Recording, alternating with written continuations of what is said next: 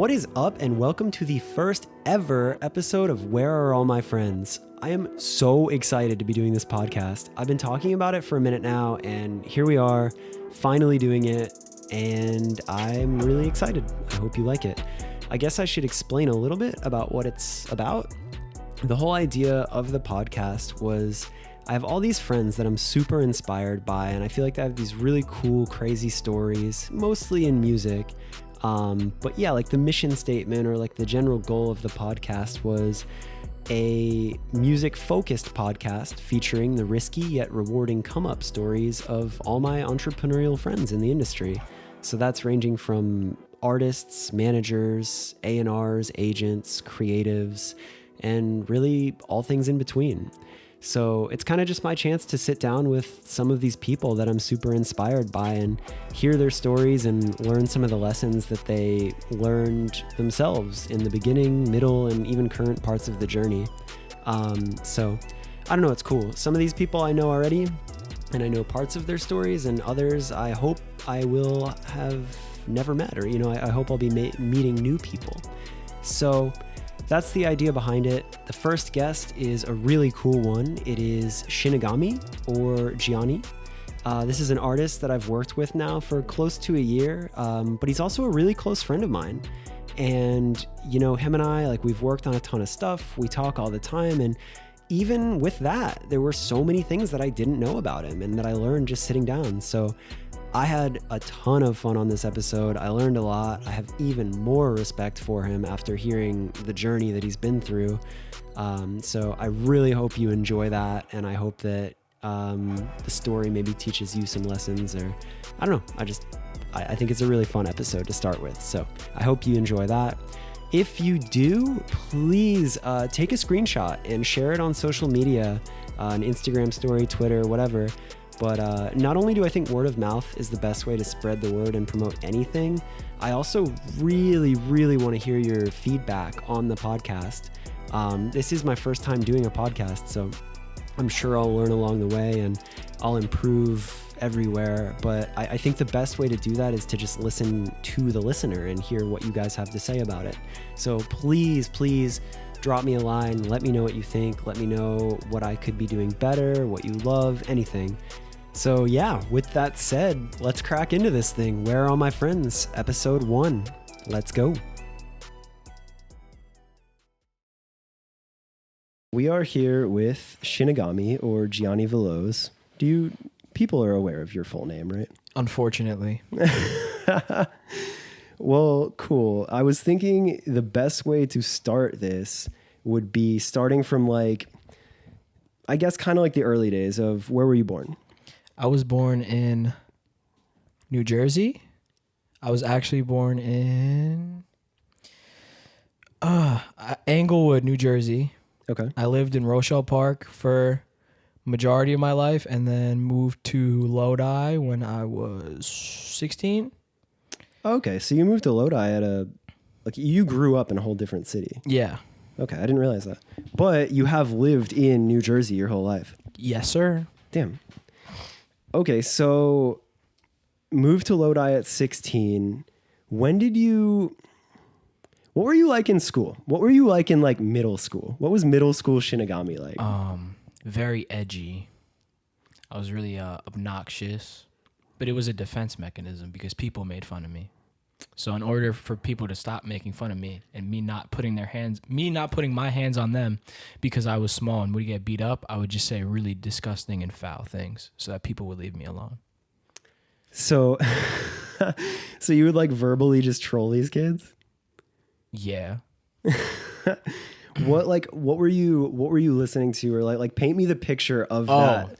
Paint me the picture of you in middle school. What were you listening to? I was listening to Someday Came Suddenly by Attack Attack, and also the self-titled album.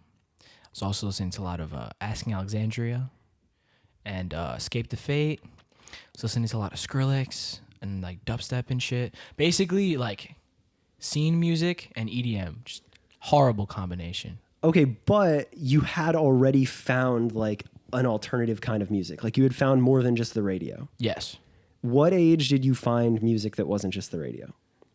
I was really young. How young? 4. Oh, whoa. The first song I learned how to play on the drums was Walk by Pantera. When did you first start playing drums? My great-grandfather brought me around a drum set when I was like 2. Oh, so like music has been a part of your life literally for your whole life. Yes. Did your parents play or anything like that? No, but It was your... yeah, basically my great-grandfather came here. On my mom's side, my great-grandfather came here from Italy and lived in Queens, New York. And he played in jazz bands. He would play with because back in the Dizzy, Italians were like not treated the best. So he would play with like my mom was telling me that he played in a band with like a Cuban guy, a Dominican guy, and I think another Italian guy. And it was like a very culturally mixed group, and like all his friends were like just jazz guys. And then he passed that down. And wait, sorry. So with your great-grandfather, was he the first one to come to the States? Yes. Okay. And he came from... Italy. Okay. I think they might have came from Sicily. I'm not exactly sure. I know that I'm Sicilian and Napolitan, but I don't know where they actually came from. Word. Okay. Well, whatever. So he comes from Italy. He's playing in bands. He's the first one into the States out of any of your family. Yeah. And then that's great-grandfather. So then you still have grandfather and dad. Did they play at all? Okay, so this is on my mom's side. Yeah. So my grandfather played in like hair metal bands. What? Yeah, there's a picture of him with like fake blood on his face and like a perm. It's pretty epic. And then my uncle played in deathcore bands when I was alive. Okay, so even though it wasn't your mom and dad, like you still had... Well, yeah, because I used to go to like, I like lived at my grandma's house basically. That was like my second home. I went there every weekend when I was a kid. Oh. Yeah. So you were around it from a super young age. It just wasn't your mom and dad. Yeah. I feel it. Okay. So that makes a lot of sense. So then you've had all sorts of different types of music in your life for your entire life. Yeah. So when, like, do you remember at like a specific age where like it clicked in your head or you're like, yo, like I personally fuck with this? I was really young. I was probably like, I mean, I like drums, like, you know what I'm saying? But I always lived in apartments, so I never had space for a drum kit. Oh. So I'd only be able to play it at my grandparents' house because it was my uncle's kit. So it's like I loved playing the drums, but it's like I couldn't play it all the time. You know what I mean? Like I couldn't like actually like be in a band or anything. So I couldn't afford drums. They're very expensive. Drum kits are extremely expensive. Yeah, it sucks. So yeah, I mean, like I would just play the fuck out. Like I would sit, like basically what I would do, like when I got like old enough, like I mean, I used to just dick around and shit, but like when I got old enough to like actually like play the drums. Yeah. When I was like probably like 8, 9, 10. Still young. Yeah, I would just put on like, we had like a sound system in there. And my uncles used to make me those like mix CDs of like pirated music. Yeah. So they like make me those and like I would just play along to those CDs. So you would just get like a mix of whatever you had. Yeah, my uncles would just give me shit and I would just listen to it. Damn, that's crazy. So it really did start at like a very young age. Yeah, and I didn't even know. Because I don't know, you don't think like, I never thought I would make music professionally. I just liked it. Yeah, no, I mean, at that time you were probably just a kid where you're like, oh, this is fun. Yeah.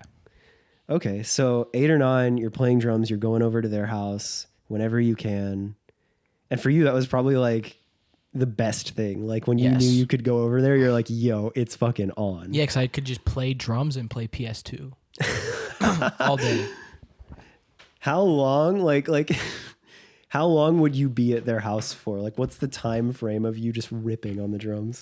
We'd stay there for like weekends usually, and then I'd probably be in that bitch for like an hour or hour and a half at a time. Just going. Like it would get to the point where my grandma would be like, hey, relax.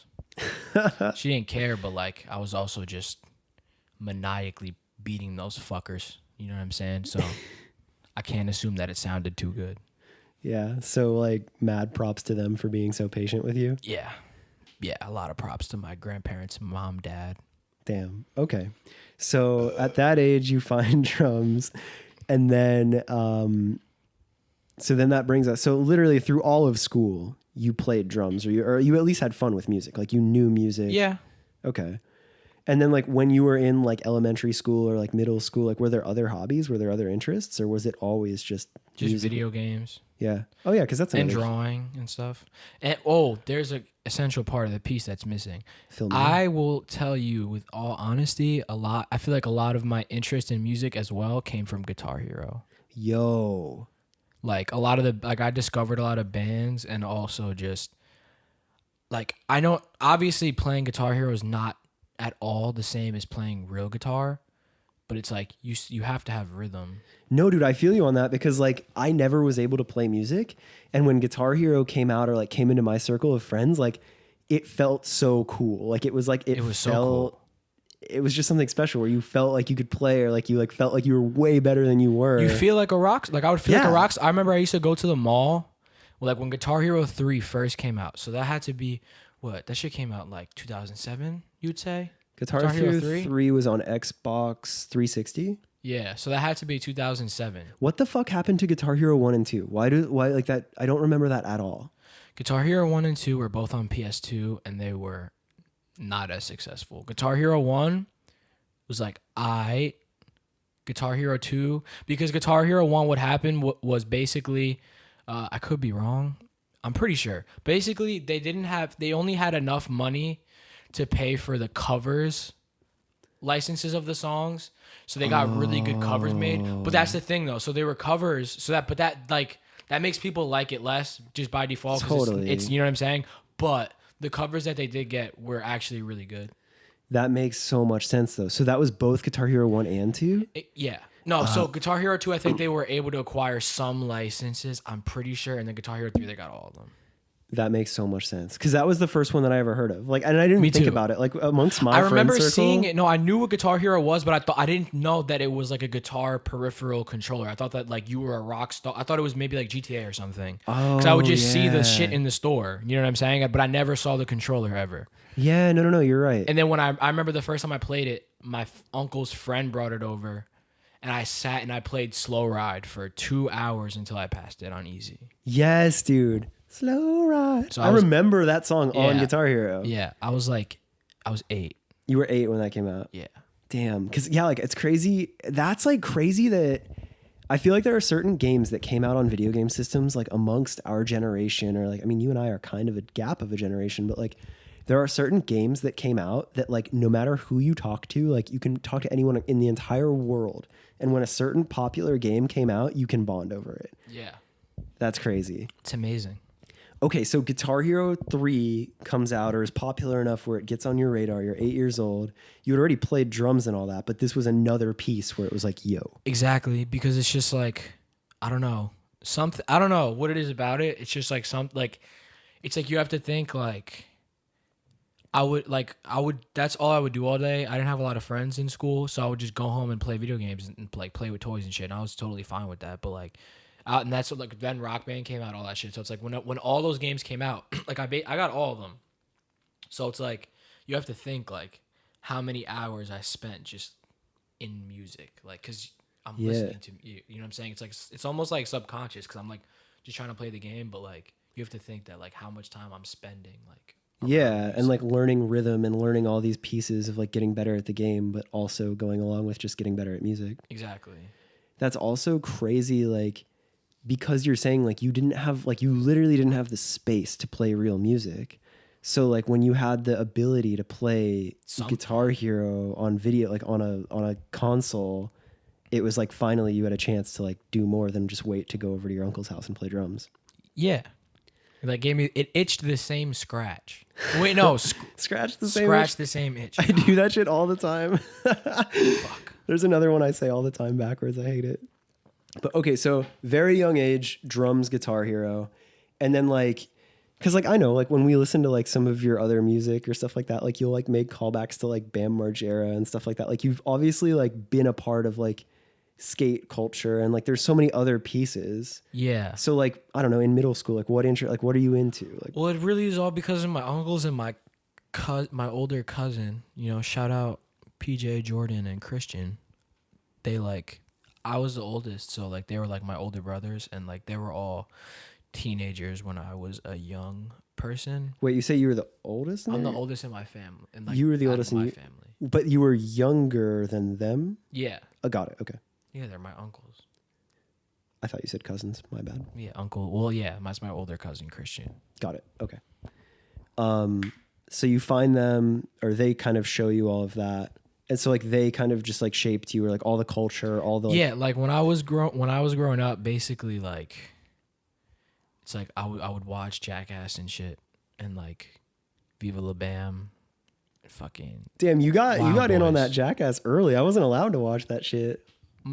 Yeah, my dad used to like, you know, in New York, I don't know if you know, like you used to be able to get bootleg shit on the street. Like Yo, that was a thing. I grew up in too small of a town, but I always heard about that, and I was like, "How's that a thing? Okay. How's that real?" Yes, basically like, well, I don't know. It's easy. Like now that I think about it, I understand how they did it. But you know, it's basically like somebody would just torrent movies and then they would just burn them to a disc or whatever. So I remember my dad brought home like the Jackass collection, like in like those. I remember there was like a Steve-O, like it was like I think it was like Steve-O, don't try this at home or some shit like that. Yeah. And he would bring all those like home, and they were just like he wouldn't let me watch those, but I would watch Jackass when it was on TV, like. I would like low key sneak in my uncle's room. They had like the CKY tapes, like the Yo. you know what I'm saying. So I'd watch the CKY, and I was like, oh my god. And then the Blink 182, fuck, what is it called? The live, Yeah, it has something. It has some type of dick joke in the title. not take off your pants and jacket. No, it was a DVD, but they were just doing like it was just very raunchy. Yeah, in the same vein. Oh my god, I remember I was trying. It took me. It was so long until I saw it because I couldn't. I wasn't allowed to watch it. I kept wanting to. I have to. I don't want to kill the momentum of this, but I need to know the name of it now. What was it? It was Blink 182. Oh my god. Live DVD. Mm-hmm. Live DVD. Some type of dick joke. I'm pretty sure. Urethra Chronicles. Yes, the Urethra Chronicles. Dude. Yes. Dude. It's So, crazy. All those. It's And- crazy that like you, all the same stuff that I wasn't allowed to watch, you weren't allowed to watch, but like I'm 10 years older than you. Like you were on this shit early. Yeah, that's why I am the way I am. Actually, though, that's crazy. Okay, so like this is like probably like middle schoolish. You're like finding all of this. You're getting into all this. Yeah. Okay. And then like you're also kid that people were picking on or no? Yes. Why were they picking on you? You liked a bunch of cool shit. But my town is really small, and like, I don't want to describe it this way because it sounds really a lot more extreme than it actually is. But it's like low key on some cult shit because it's just like the fucked up thing is that like I came to my town when I was in pre-K, so I basically like lived there my whole life, right? Yeah. But it's like those kids' parents were already friends, and it's like they were friends. They all went to that school together, and then they grew up in that town, and then had their kids, and now they're, you know what I'm saying? It's like a long line of So it wasn't community. even the kids' choice. It was the fact that their parents were friends. And I so think they that were, like now that I think about it, they were low key racist. And like my dad, like if you don't know that, like if I didn't tell you my dad was Dominican, like you could think he was black. So like I think that like they just like, and my parents were also really young, so it's like all kinds of judgment. Oh. You know what I'm saying? And, like I never put that together when I was a kid, obviously, because I never. Yeah, you why don't would think I think about it. that? You know what I'm saying? But like now that I think about it, it's like, dude, there was like, I don't know, it was really sus. The way that they Damn. treated people was really sus. So yeah, like literally completely outside of your control because of the clickiness of the other families and communities not accepting your parents. The kids didn't hang out with you because the parents would put the kids together. Yeah, exactly. So it's like there was just this big club that I was never a part of ever. And That's how I felt my whole life. Up until 16, right? You were in that I would say up until 14. 14. Because then I went to the high school that I went to, 4 towns went to. Because my town was too small to have a high school. Oh, okay. So this is basically all throughout middle school that you were doing. Yeah. Like that was happening. It's like elementary and middle school. Got it. Okay, so yeah, like it's not even like you had like some crazy beef with these kids. It's just like you were forced to be the outsider. Yeah, and then it's like I just reacted, and you know what I'm saying? Like what was I gonna do? I wasn't gonna get bitched. Yeah, that's very like Jersey shinny of you, but I respect it. And like I was definitely OD. Like I was like very hyper. Really? Yeah. Did you ever get any like real fights with these kids? I never got into any fights, but I got into a lot of trouble. Yeah. Yeah. Was it like teachers calling you out for like talking shit to kids or like? I used to just say really nasty shit, and like the kids would go to the principal and say it. You would straight just get told on. Yeah, like I remember one time there was these two girls and they kept making fun of, like they were like, they said I looked like a monkey. It's kind of fucked up. They were like calling me a monkey and shit. So I told them that I hoped that they died. And then like one of the girls like started crying OD.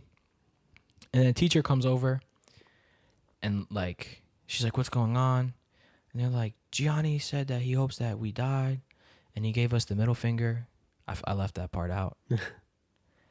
And all this shit. I was like first grade. I feel like too, like back in like at that time, like things like that, like the most shocking things you can say as a kid, like legit hurt feelings. Like now we can say whatever shit to each other and talk shit and say anything. It's like, yeah, dude, whatever, fuck off. But like when you're young like that and like you say it with meaning, like you're like, oh. Yeah, no, yeah. I used to say really bad, really, really bad shit. Like I had a big, like bad, I still do, but I had a like bad mouth. Yeah. Damn. Okay. And that was kind of just like your defense mechanism, I guess, whatever. Well, right? yeah. I mean, you know what I'm saying? It's like, I'm like, my parents told me just like, yo, like, don't ever hit anybody unless they hit you first. But if like somebody's like talking shit to you, like, don't let them bitch you around. You know what I'm saying? Yeah. Okay. So that's middle school. And then I'm trying to think if I'm like missing any key pieces of like. Well, the come eighth up grade is a story. key piece. Okay, bring me to 8th grade then. That's what I was looking for. Okay, so this is when the real journey began. Basically, 8th grade, I can completely break it down. Basically, so at this time I was listening to like Attack, you know what I'm saying, all that shit, and I was already listening to Skrillex, but like that was like the extent mostly of the EDM I listened to. It was like Skrillex, Knife Party. That was like basically it.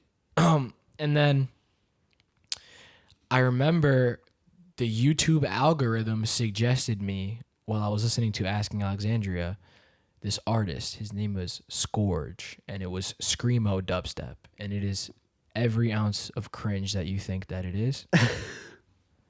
But I listened to that when I was 13, and I was like, yo, it's like Attack and Skrillex, like, holy fuck. Yeah, like it doesn't matter that the music is good. It's just like that was the first time that you saw genres could be mixed. Yeah, that's a perfect, yeah. I didn't know it at the time, but I was just like that. I was like, yo, like, wow. Right. Like the fact, like the production, anything of how bad it was, like you didn't process that. You're just like, No. These are two of my favorite things put together. Yeah. So then that was that. I listened to him a lot, and then like I ended up finding like Monster Cat and like all that shit. So once I found all that, I was like curious as to like how are they making this? You know what I'm saying? Like how is this? Because you know it was always that joke of like, oh, they just press spacebar and whatever. So like I remember looking it up, and like the first thing that came up was, oh wait, I'm leaving something really important out that I never thought of until now. Yeah. I was dicking around in GarageBand when I was really young because of my uncle. Oh. My uncle had a Mac. Dude, shouts out to your uncle. Yeah, so like, and I remember like that was the thing. Was like my other uncle was like, yo, we could record on it or whatever, and like it never ended up happening. But I would just dick around on the keyboard and like play the shit. You know what I'm saying? Oh, like you found like the MIDI keyboard. Exactly. So I had to be like 10, 11 when I was doing that. But I forgot about that completely. Okay, So that was like my first ever interaction with a DAW. Right. Okay. So you're now starting to find dubstep and And all then this I saw electronic and then music. I saw like, oh, you could use GarageBand, or Yep. you could use like FL Studio, or like all these other plugins, DAWs. And then I remember I really wanted GarageBand, but I could not afford a Mac. So it was Christmas time. I asked my parents for a laptop. They got me a laptop. Bless up. You know what I'm saying? Very thankful. And how old are you? What I age or what Christmas? was 13. Okay. So get the laptop. And I really wanted GarageBand. So I attempted to get Boot Camp and run iOS on my laptop. I couldn't do it. It was really annoying. Now, is So- that because I'm thinking in my head, I'm like, damn, 13 and like you're on it. Like you're like deep in these programs. Is this because like I was on the internet. Yeah, like you kind of just grew up as an internet kid, so you just knew that you could Google and find and YouTube everything. Yeah, I mean, right? that's a whole nother story. Like, I was like on Newgrounds and shit when Yeah. I was young. So You know it, what I'm like- saying? so Like, I'm I've been saying- on the internet. Yeah, like you literally grew up on the internet. Like Shinigami is a product of someone who grows up on the internet. Unfortunately. Well, okay, so but like when you're 13, was it that you couldn't figure it out? Like you Yeah, couldn't just there was fathom just it? something like, I don't know. It's just there was just some type of disconnect. It was just too much for what I was able Right. to do. Okay. And so that went through that was not going to happen. So I found this plugin called I keep saying plugin. This program called Mixcraft, which is like visually the closest to GarageBand, Okay. but it was a shitty God fucking damn it. Program. It's a shitty program, and I tried to use it for a while, and it was just not like, it was just super non-intuitive. There's no way you're actually going to create something good out of that because you can. Yeah, like I'm barely sure get the- people can or whatever, but it was just not. It was not the same. Like it was not what I thought it was. Yeah. So then, like I was, and I remember. Oh, that's another thing. There it See, is. the pieces are coming together. My dad actually had FL on his computer. Oh. I never used it, but I remember seeing him try to do it. And that's funny because he wasn't the musician in your family. No, but he just like wanted to make beats. It's just your dad being opportunistic. He's just trying Yeah. to bump something in his modded ass 6 Civic. Exactly. So, and then I remember specifically because my dad told me to get FL Studio. He was like, or he called it Fruity. He still called it Fruity Loops. Yeah. So he was like, "Yo, did you ever think about getting Fruity Loops?" And I was just like, I get like, yeah, like it seems like probably the better option. And I think I might have, because we had like an older computer. I think I might have dicked around on that old computer, possibly, but it was so old that nothing was working. You know what I'm saying? Yeah.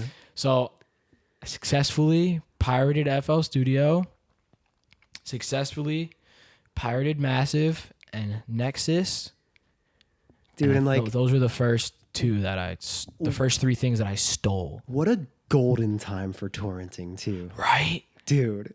It's not the same. It's not the same anymore. And it's like, obviously, like growing up as a kid, like you don't really understand it. And like, it doesn't, like the consequence isn't there. But like, I really do think there's something extremely special about that time where you're like 13, 14 years old. You have the internet. You grew up on the internet. You have this computer. And like now, like if you can dream it, you can download it. And like you Yeah. can try all these things and learn all these things. Like I remember doing the same thing with Photoshop. Yeah. Such Like a I did all magical that time. shit. Like I torrented Photoshop. Like I started doing like my own logos, and like my very first logo, it's like still on YouTube and shit. Like I made that. Damn. Okay, so that explains a huge piece of it. It's like you got your computer, you figured out torrents, and you finally found programs that you were actually into that you could work with. Exactly. And then it was just game on. Because I was just like, I wanted to, like from the beginning, I was like, I want to do the music. I want to make the art, Yeah. all that shit. And you had, at this point, that's like 3-4 years after like Guitar Hero and drumming and like you progressively listening to Attack and finding Skrillex and all these new artists. So like this is just the next logical step. Like, yeah. There's I didn't no way you're realize it at not the time. gonna- It just, I was just trying to have fun. yeah. Okay. All right, cool. So then you get it, you get your laptop, you have your right programs. What happens? What do you make? So I'm like still in 8th grade. I remember specifically, it's actually still on YouTube, by the way. But the first thing I ever produced is still on YouTube.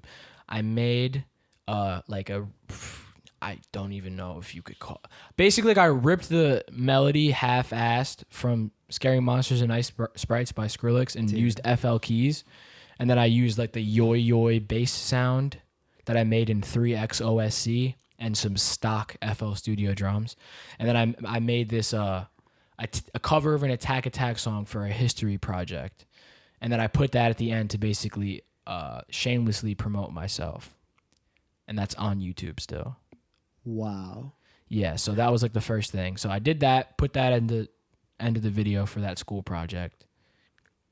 I didn't show up for the presentation. I was just gonna ask you, what was your grade on that project? I actually got an A. Damn, son. Because I found the instrumental. That's the first time I ever recorded. And I recorded into Turtle Beach headphones.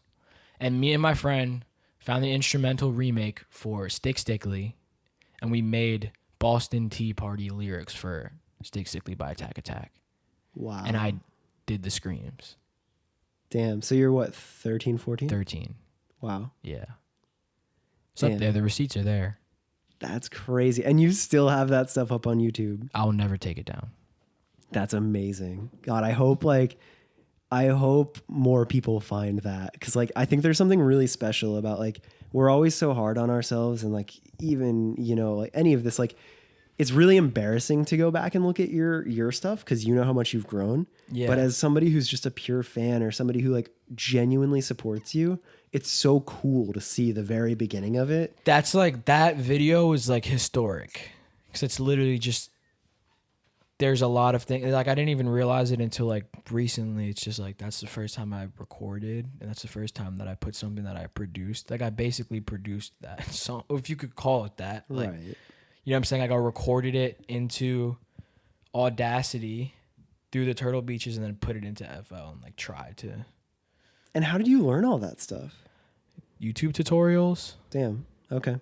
So yeah, like you just legit like had that fire. Like you just were so into it that you just used the internet and found everything you needed to find. Yeah.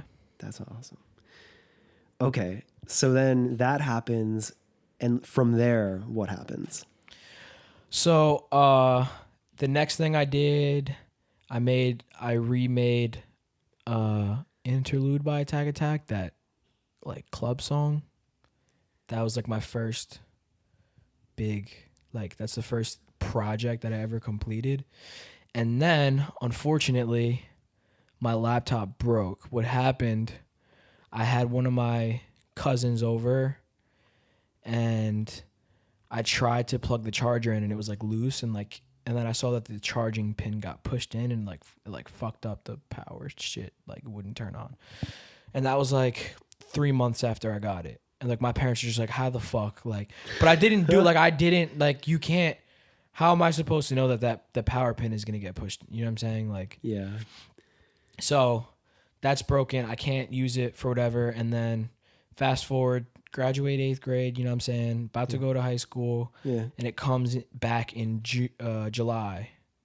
Your computer comes back? Yeah, my computer comes comes like you back got in it sent July. out? Yeah. Oh, cool. Like my parents sent it out for me. Oh, shouts to your parents. That's Yeah, awesome. it was still under warranty.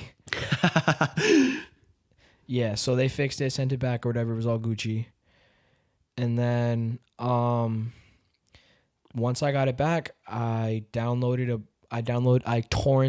the Vengeance dubstep sample packs and the electro sample packs.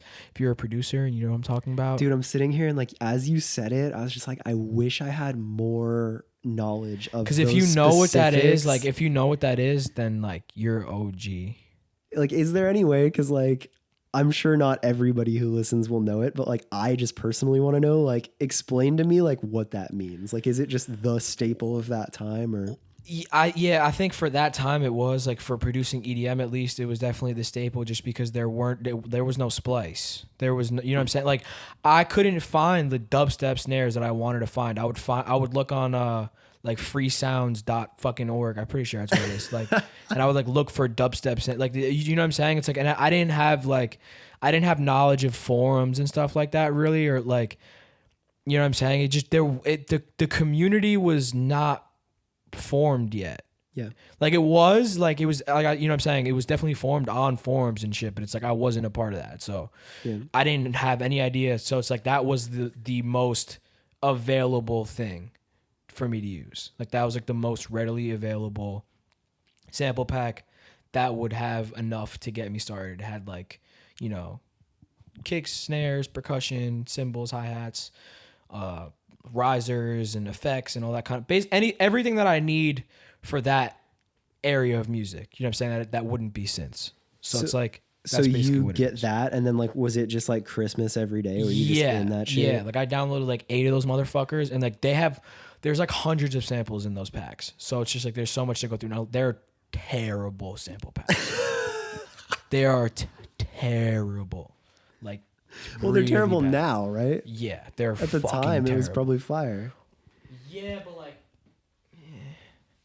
it didn't sound like Skrillex. Well, yeah. You know? Do you remember? I remember so vividly because I was a huge From First to Last fan, and I remember him leaving and being so bummed. And then I remember Sunny coming out, just the project Sunny. Yeah. There was that one project, and there was like Glowworm, and I know what you're talking about. he did the AP tour. I know what you're talking about. I wasn't aware of him at that time. Okay, so you found it like, because I know we've talked about From First to Last, Yeah. but then you found like you missed the Sunny bit and then found the Skrillex side. Yes. Yeah. Damn. Okay, so you're going in on that. Get your computer back, sampling every sound, going in on it every day. Yeah, so I made a song every day. Wow. I made a song every day before 9th grade. Damn. Yeah, because I was going to say, so this is like before getting into high school? Or? Yeah, it's like that summer before high school. Oh, okay. Okay, so your whole summer was just taken up by... Yeah. Wow. It was fucking amazing. I miss it. I was actually happy. That actually sounds really special. Yeah, it was. What a dope time too. Like getting into high school, like I don't know, like I feel like you like have a really good grip of like what you fuck with in the world, and like for you to have that resource of music and to just have that entire summer to just go in on it. Yeah, it was a good and bad thing because as soon as that was in my hands, school was just not. Like I just didn't care anymore. Oh, that's like where you checked out of being like, I don't. Yeah. Damn. That was it. Did you have an idea like at that point where you were like, yo, I'm going to be an artist? Or like was there... I just the way that I saw making music was like playing video games. Like it was like a new video game. So it wasn't there really wasn't like you trying to put together, orchestrate some artist project or some band. You were legitimately just like, this is so fun. I want to fuck with these songs and just make a bunch of songs. Yeah. Like I was like, this is so fun. Like I used to bring my laptop to school. That's so wholesome. Yeah. So, okay. So you're just making songs because you're having fun making songs. Yeah. Was there ever a time where you did get to the point where you're like, yo, I want to start a band or I want to do an artist project? Or Well, I wanted to, I mean, like fill me in from like you make a song every day, but there's some point where you upload a first song as Shinigami. well, I uploaded, as Shinigami. Well, maybe there's something before that. Okay, so my first name was Renegade. Oh. Yeah, so, but I uploaded that first song as soon as I finished it. Okay, to SoundCloud. Oh, as Renegade? Yeah, so I uploaded to SoundCloud and YouTube like as soon as I finished it. Okay, so end of middle school, before you're getting into high school, that summer, you're making songs and you're uploading them. It's not like it's just staying on your hard Yeah, drive. I've been on SoundCloud since I was 13. Holy these shit. idiots could never. Like, you think I'm joking?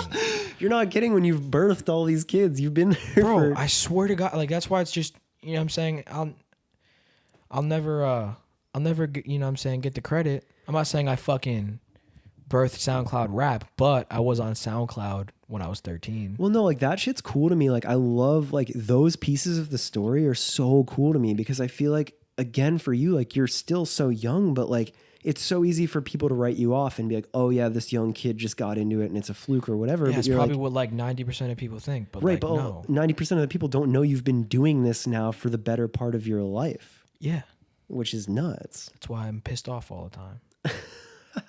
You've just had these years of people not understanding what you've actually been about. I felt more like understood and appreciated when people didn't give a fuck about me. When I had like my small little, I actually used to make friends with other musicians on Facebook when I was in high school and like in 8th grade.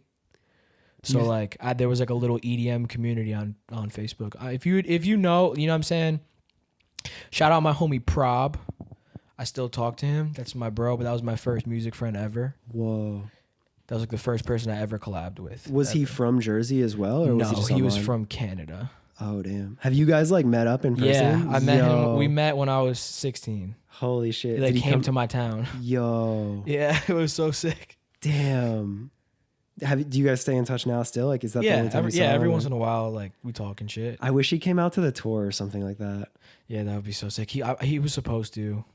Really? Yeah, maybe next time. That'd be sick. Oh yeah. Okay, so 16 years old, you're making and uploading all these songs, and it seems to me at least like it was just more wholesome in the sense of like it wasn't competitive. It wasn't people trying to be the best. It was literally just a community of people being like, yo, we have these sample packs. This shit's crazy. Yeah, How it are was you really guys cool because doing this? it was a lot more. I feel like that was so much more of a community than like what I'm a part of now. Yeah. Because it's like everybody was sharing. Like I remember specifically like there was these like really low key, like it would be like a snare or something. Yeah. And they'd be like, yo, like I have this snare and like this guy used it and whatever, and it's like really fire. And then like they would send it to me. Like my friends like would send me, like we would all like we would all torrent sample packs and then like trade them like they were trading cards. Yeah, and like it's so funny you say this because again, I never got deep into music on that side, like making music, but the way you're explaining it makes me think back to the days where I was like into the car community, because like before social media or before whatever, there was forums, and it was almost like you were more respected, you were cooler, you had more friends with the more knowledge you brought to the forum. Exactly. That's exactly how it was. So it was just like that with that. So it's like there was like respected people in the community that like were really good at producing and like. So if you're the one that's going through all the bullshit torrents, just sifting through the trash, and you get the one sample and bring it to the community, you're like the fucking legend of the group. Yeah. Got it.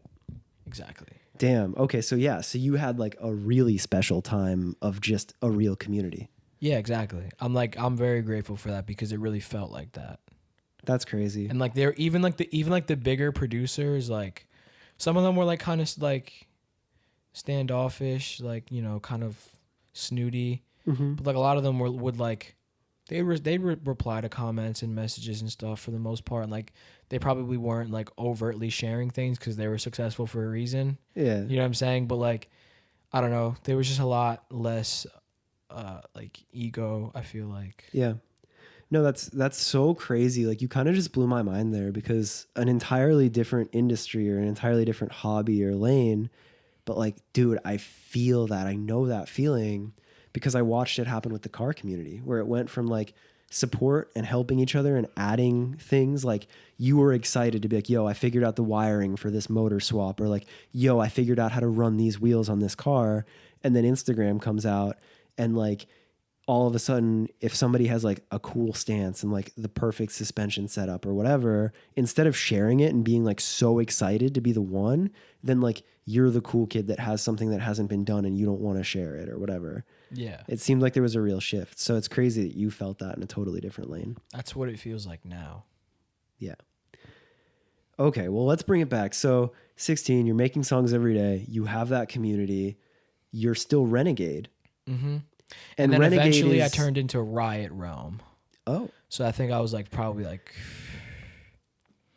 I might have still been 14 or 15. And this is all EDM stuff. Yeah. This is like heavily inspired, like coming from like Attack, but then like finding Skrillex and just like. Yeah, like I made Attack remixes. And like I did the Bring Me the Horizon remix contest for Can You Feel My Heart. No shit. I did not win. I'm sorry. Damn. What if? Okay, so then Renegade, and then it went to what? Riot Realm. Riot Realm. And then Riot Realm keeps going until I was 16. Okay. And then what happens at 16? 16, I started watching a lot of anime, particularly Bleach. And I remember because I watched it in English first, but then I remember it just being like a cardinal sin. You don't do that. You know what I'm saying? Oh, yeah. So like I just felt like, because a lot of my Cardinals. EDM friends were weebs, and they were like, "Nah, bro, you gotta watch it with subs." So I watched it in sub, and in Bleach, in the English version, it's they called them Soul Reapers, which is a lot less cooler than Shinigami. So they were called them Shinigami in the Japanese version, and that means death god, which obviously the reason why they did that is because they didn't, that's offensive in America. You can't have death god. Like, Yeah, Japan's metal as fuck. Japan no, will do some crazy shit. No, they are metal as fuck. Japan is metal as fuck. Like, do you know Agretzko? No. It's like this Sanrio character, and she's like this little cat woman that like works at an office, but like when she gets pissed off, she like starts screaming, and like it looks like almost like kiss makeup. It's really epic. And it's a Sanrio character? Yeah, it's on Netflix. It's really sick. Damn. Yeah, I fuck with Japan. Okay, so you start watching Bleach. You find that. You get deep into it. You find death gods or Shinigami, and you're like, yo, that shit's metal. I just thought it sounded so cool, and like obviously it was like super edge. I'm very aware of it. But I remember like looking into like the meaning of it, and like, because in the show what like they basically do is like, there are these things called hollows, and like they're basically like demons, I guess, like to put it simply for anybody that doesn't watch it. I'm just kind of making it easy for like anybody that's just listening that doesn't know anything about anime, but they're basically like demons or whatever. And the Soul Reapers, they kill the hollows and shit, and they also like help like lost souls kind of transfer to the afterlife or whatever. So like they're good in the show. So even with the crazy ass metal name, you're like, all right, yeah. I fuck So, with this. But the actual meaning for Shinigami is like basically in ancient Japan, when like somebody was depressed or like suicidal or whatever, like they thought that it was a Shinigami that was like fucking with them and giving them these thoughts or whatever, basically. Damn. So yo, props to you. Like, you actually have a dope name. Like, so many people have artist names that they regret, but like, that seems very serendipitous that like you found Bleach at the time and found this, and like, and it was also just like I feel like I've had anxiety since I was pretty young. I just didn't know what it was, because it's like a genetic thing. It's not like it runs in my dad's side of the family. oh whoa, so like, So it's like it all kind of like it meant something to me at the time, because it's something that I was dealing with and was very unsure about and didn't really understand it. And it was like the first time it was acknowledged. Yeah, and it was just like, it was cool to have like almost like a mythical like reasoning behind what I was feeling in a way. Like it was just cool, like that like it also just made me feel better that like knowing that, because I feel like mental illness is so stigmatized that it's just like I just didn't, like I thought I was crazy. So it's like it was just knowing that like people have been dealing with anxiety, depression for a really long time, and I'm not special. I'm not like there's nothing like quote unquote wrong with me. Like it just, you know what I'm saying? Just like at that time, it's like all that just made me feel better, and like it meant something to me. Damn. That's actually really fucking cool. I didn't know the levels of that. Yeah. Damn, son. Okay, so you get the best name. Yeah. And you're watching Bleach, and then, because like the Shinigami project sounds so much different from any type of like EDM, dubstep. So you start watching Bleach, you find this incredible name, but like there was also a bit of a music shift. Yes. So around that time as well, a little bit before. Yeah, a little bit before this, because oh god, this is so funny. When I was 15, I found Young Lean. And at first I was like, yo, me and Gav were like, this shit is ass.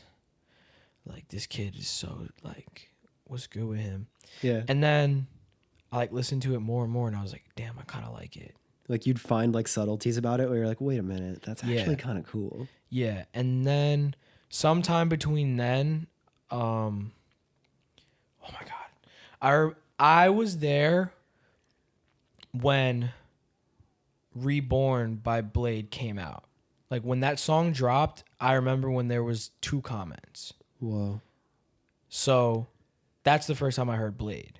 Wow. Was that song. And was that you just still staying in like your form or your like your Facebook I was still listening to groups, or, EDM like, and yeah. Like I was still a part of it, but like I'd found this.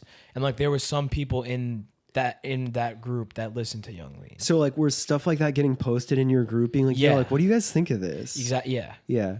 And like a lot of people were hating on it, but some people were like, oh, this is kind of cool. Like some of the people were kind of like picking apart the production elements, being like, I don't know, man, that's like actually kind of different. Or like, yeah, that's exactly. Okay, so you find it and like... Because the thing was, one point I do have to make is like production in general is like treated like so different now. Like back then it was such like an elitist thing. It's like who has the best mix and like who has the best sound design. So it's like most people would listen to it and it's just like objectively bad. Right. Because it's like people have this high standard of production quality, like professional, you know what I'm saying, mixing and mastering and all that stuff. But like what like I appreciated about it is that like I just saw it as like these are kids like me. You know what I'm saying? They're just making music in their room. Like that's really cool that you say that too, because I feel that way where like you almost listen to some of the stuff that comes out now where if the song itself is good, it sounds so weird to say this, but like the bad production is almost refreshing. Yes. Just because it feels genuine and real. Yeah. Just because you know that it's not somebody paying a ton of money to have perfect production if it's some kid or like it's just like it's genuinely like you feel the emotion, you feel that like this is them just making the sickest shit that they can, and there's some element of it just feeling like raw and real. Yeah, like sometimes I mix my songs like bad on purpose. Damn. Or like I'll use beats that like I know are not mixed the best, but I like how it makes it sound with my voice. Yeah. Just because it reminds me of that time. That's dope. Yeah, I mean, like, you notice that trend. I feel like that trend is in more than just music, too. Like, you look at fashion and, like, so many of the things have almost gone backwards. You look at photography. Well, like, it's just a cycle. Yeah. You know what I mean? Yeah. Okay, so you're in these groups and, like, you're not a hater. You're kind of looking at it with open eyes and you're just like, there's something about this. This is kind of cool. Yeah, and, like, I liked Blade a lot. And then I liked Reborn. And, like, some of his other songs I just, like, wasn't that into. And I kind of, like, I was, like, way more of a lean stan. Yeah. At the time. I'm not going to hold you. I'm not going to cap. Please don't hold me. But sometime between then, he drops Unknown Memory, which is my favorite project by him, where he had a fucking Travis Scott feature before Travis Scott even blew up. So I listened to Travis Scott on that album, and I was like, who is this? And then he ended up being a big guy. Pretty big guy. You ever heard of him? Travis Scott? He's, I feel like I've seen his name on like a festival or something, right? But yeah, like that came out and that like changed my life because it was like Young Lean, but like the mixes were actually good. The production was good. Like the production was like much better, like way like Young Good and fucking Sherman and White Armor, like god tier producers. Damn.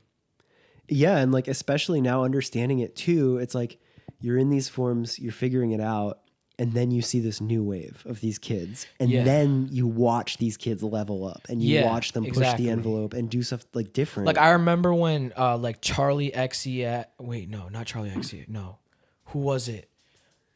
Who sings Royals?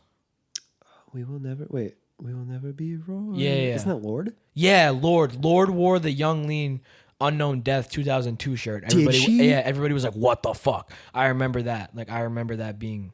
Dude, there are so many layers to like. There's so much culture. Yeah, there's so like. It I goes live so for that shit. That's so sick. I didn't know that. Yeah, so that came out, and then like at the same time, I found Bones, and like that was just like the opening of the floodgates for like underground rap music. What year are we at now? 2015.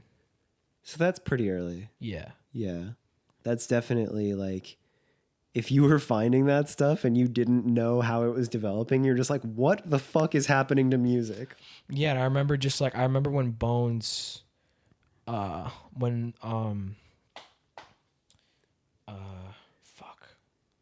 Teenage Witch, I'm pretty sure. I don't want to get like roasted, but I have really bad weed memory. Pretty sure it was Teen Witch. I mean, if it makes you feel any better, I cannot help. Basically, At he made an all. album about Columbine. Okay. Yeah. So that I remember that being a thing. And like I remember like just being like, what the fuck is So like more so than the title, just like the subject matter and like just like hearing it and you're just like, holy shit. Yeah. Okay. It looks like are you good? Yeah, no, I wanted to like look it up. You wanted to look it up? Yeah, I was gonna say it Because here. I didn't want to just sound like an idiot. I feel like a dumbass. No, I know, I feel you. This is important for the history. I wish I knew. I'm a huge poser. Yes, okay. I'm right. I'm Okay, right. good. Yeah, I said teenage witch first. I'm going to get fucking roasted. Call yourself an actual fan. Okay, so you're finding all this. I am a fan of nobody. And at all of this time, you're sorry, I was on my tangent. I didn't acknowledge it. All this time, you've already named yourself Shinigami, and are you starting to experiment with like making your own versions of like what you fuck with? I made a remix of Reborn by Blade. Okay. Oh, so you weren't really singing yet? No. You weren't really doing any vocals? No, I was still producing. You were just making beats and you were just a fan of music. So Yeah. like you were listening to this nonstop. You're fucking around with remixes. Exactly. Okay. So then when do you get to the point of you singing or you making like... I started rapping first. Oh. And what Yeah. project name was that? That was still Shinigami. Yeah. Okay. So I rapped like that whole year before I sang, I rapped. Right. Holy basically. shit. Yeah. Damn, and like I guess that kind of makes sense because if that's the first wave of these artists that you're finding, like Nobody was singing. But Nobody's Bones was, but nobody else really. yeah, and like leave it to Bones to be ahead Well, of and Spooky everything. Black and shit, but Oh. you know, Yeah, he's actually good. that's I didn't He's a realize good that he was singer. so early to everything. He was so That's he's a nuts. legend. Respect.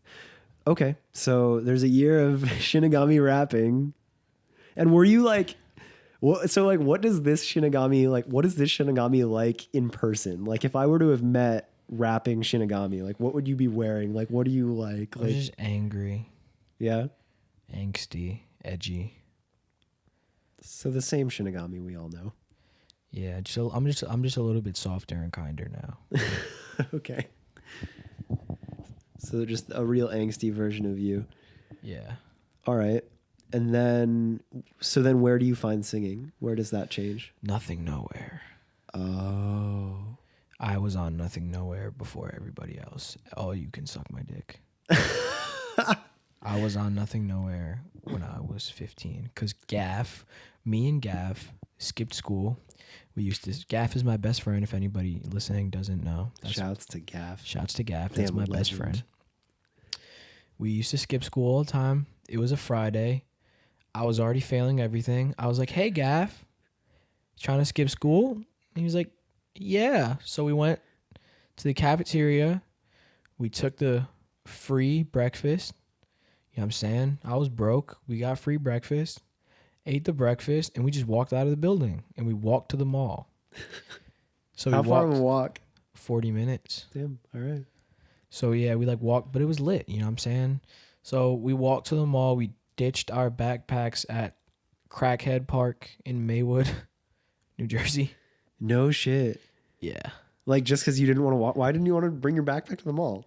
Because we were afraid that people were going to see us with our backpacks and be like, yo, shouldn't you kids be in school? Oh, straight out. Okay. So you just Yeah. didn't want to blow your cover. Exactly. Did your shit get stolen? Did your backpack stay No, and there? that's also the playground that I shot Cecil Ice Cream the video at. So it's a little historical. Wow. A special information park. drop. Yes. So dropped our bags off there, walked to the mall, and we would just show each other. Because I used to just go down my SoundCloud feed and find cool shit. Yeah. Like it used to be like that. Yeah, back when SoundCloud had Culture. cool music in a community. Yeah, when it had like actual music and not garbage. Yeah. Yeah, I'm coming at everybody. I don't care. Pour one out. Okay. But he shows me Nothing Nowhere, Don't Mind Me, and I was just like, wow. I was like, this is amazing. It's emo. Like this is emo, but it sounds like a grief beat. Yeah. Oh my God. Like I get it because now at this point, you have found all of those genres. Yes. You had early on, like, and also playing, I started listening to like Neck Deep and The Story So Far at this time too. They were just popping. Like I think Wishful Thinking just dropped when I found Neck Deep. Oh, okay. Yeah. Oh, wow. So, all right. So early days, you're like, you had all the Guitar Hero music, you had all that, you're ripping the drums to whatever mixtapes you can find. Then you find all the EDM stuff. Then you find the Attack stuff. You've gone through every genre, and then like you're finding like Bones and Blade and like all of that. Yeah, and like the thing I liked about Bones is he was just like, it was the first like quote unquote like metal rapper that I thought was cool. Like somebody that did it that wasn't corny. Yeah. Like yeah. he looked like, if you look at his videos, he looks like somebody that should be in a black metal band. That's what I thought when I was that age. I was just like, yo, he looks metal as fuck. Like, and he screams and raps. So, oh, holy shit. So then, yeah, by the time you find Nothing Nowhere, it's that same feeling. What's that really bad band you said you found in the very beginning? Oh, Scourge. It was like an EDM. It's almost like that again, where you're like hearing two of your favorite genres put together and you're like, wait a minute. Exactly. What? Yeah. So it's like underground rap and emo. Damn. And how did Gaff find it? Bro, we were just looking on our SoundCloud feeds. So it's like, you're just chilling at the mall. It's like, it had to have been he found it himself, like while he was at home probably. But it was probably like, because we all followed like Sesh and all those guys. So I think that they maybe have like reposted it or something. I don't know. Yeah. It was just being an enthusiastic kid paying attention. Yeah. Looking at whatever you could find. Damn. Okay. So you find that and you're just like, game over. This is sick. Yeah, and like I knew I wanted to sing, but I never tried to, so I just did like I think about like that's the one thing like I wish I would have done is like I wish I would have like from that day started singing, like because I like, you know what I'm saying, because I wanted to, like I had so many ideas but I just couldn't. Like I remember like trying to write lyrics and stuff, and it was so bad, so I just never tried. Yeah, but it's funny you say that, because like at least for all the time that I've known you, like the thing that I admire and like kind of something that like continuously is a part of your story is like you hear something and pretty quickly you're just like, I need to make my version of this. Yeah. So this is like, it happened again. Like you heard Nothing Nowhere and it was so inspiring where you're just like, I need to go find my version of this. Basically. Damn. So from there, shouts to Joe. I wonder if he'll ever realize how many people he influenced and inspired. Yeah. It's a shame he doesn't get the credit. I feel like he gets credit. Like he gets credit for being a good artist, but like I just don't think that people understand really where he came from. I feel like a lot of like, I mean, it's no disrespect, but like a lot of these like newer fans of his don't even know that like he started off on SoundCloud and like getting support from Sesh and like all that kind of shit.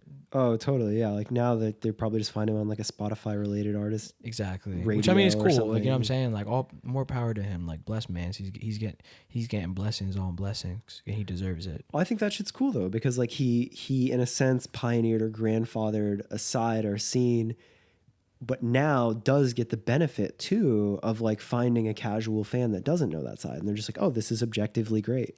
Yeah. That's cool. And it's crazy too. Like, I don't want to hijack your episode, but like, just like, it's crazy that even for me, like working in music and like working in so far away from that, like I was working at Equal Vision at the time and Johnny came to me and found Nothing Nowhere. And he was like, dude, this is cool. And like, I hadn't gone down the rabbit hole that you did. Like, I didn't know Blade. I didn't know Lean. I didn't know any of that. I didn't know Bones. Nothing. Like I was just in like more of the Neck Deep pop punk world. Yeah. So I heard it and like without knowing any of that, I was just like, yo, this is sick. I guess granted I grew up listening to just like more traditional hip hop. Like I always loved Kanye and even further back like Beastie Boys, but that's crazy. It's crazy just on how many levels he influenced that. Yeah. So you find Nothing Nowhere and you're just like, cool, my version. Exactly. So basically, and that was also the time that like around that time like X and Peep were like coming up and shit. Oh yeah, because now we're up to what, like 2016? Yeah. 2015, 2016. Yeah. But like I always was more into the sesh side of of that. Yeah. So it's like a lot of that like went over my head. Sure. But I remember okay. So I remember moving when I was 16. I'm still rapping and whatever. And I remember I had this teacher. She was my English teacher, Miss G. You know what I'm saying? Shout out Miss G. And like I showed her my music because like she was like a former emo kid. No way. Yeah, I think I'm pretty sure she's like your age, maybe like a little bit older. So like she like knew like all the Escape the Fate, like all that shit. So Like, like grew up going to Warped Tour. Exactly. Kind of Yeah, exactly. So sick. Yeah, so like that was like mad cool. And like I remember like showing her all the shit that I made, and she was just like, "Oh, like you make so many like different kinds of shit, like whatever." And like she's like, is there anything you can't do? And I was like, I can't sing. And she was just like, what do you mean? I was just like, she's like, have you ever tried? And I was just like, I mean, kind of. She's like, just do it. Like, you know what I'm saying? She's like, just do it. Like, you could sing. Like, it's not like something that's like impossible. Like, you don't have to be born a good singer. Like, some people are, but like, just do it. And I was just like, I don't know. Like, she would try to get me to sing with her in class. Like, not in class. Like I would like, cause I did bad in school, so I would like stay after. So you would have to drop back anyway just because you were slacking so hard on shit? Yeah. Tell me her name again? Miss G. Miss G. Dude, shouts out to her. Yeah. Holy shit. That's cool. Yeah. So, and then that summer I had summer school. Oh, wow. So that was junior year going into senior You were year. slacking. So I failed Algebra 1 3 times. Oh my God. I failed Algebra 1 3 times. I failed physics, and I failed gym. You failed gym. I just didn't change. Oh, what the fuck? Yeah, I just didn't feel like changing. Oh, that makes more sense. I feel like when you hear you failed gym, it's like you couldn't like climb a rope or dodgeball or something. I don't know. I was just being a little defiant bastard. Makes sense. Which I still am. Yeah, it's all pretty on brand. Mm-hmm. Okay, so do you think like you giving this little of a fuck about school, like is this music's fault at this point? Like was it just that you were so in music? And weed. Okay, you found weed? Yeah, I found weed when I was 14. Oh, okay. So as this is all going on, I'm also smoking weed. Yeah. So that's just funny. Like it's so we've talked about this, like you and I have just like how much you did not give a fuck about high school. No, I didn't. I really did. It's actually appalling. That's crazy. Okay, so again, shouts to Miss G for like not being evil to you while you're going through all this. So you're dropping back.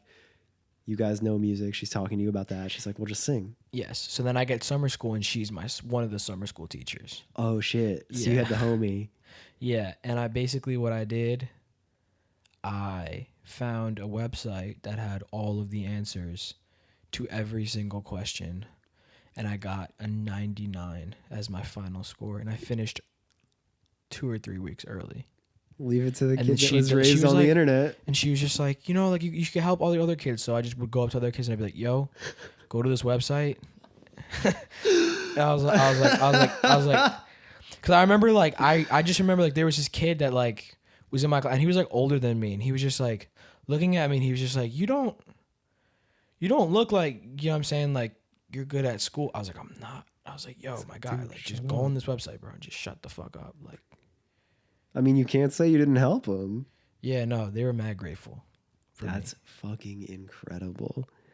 All right, so then you're going through that. Miss G convinces you to sing. Yeah, so I'm in. Well, I wouldn't say she convinced me. I would say she put the thought in my head that it was possible. All right, sure. You know what I'm saying?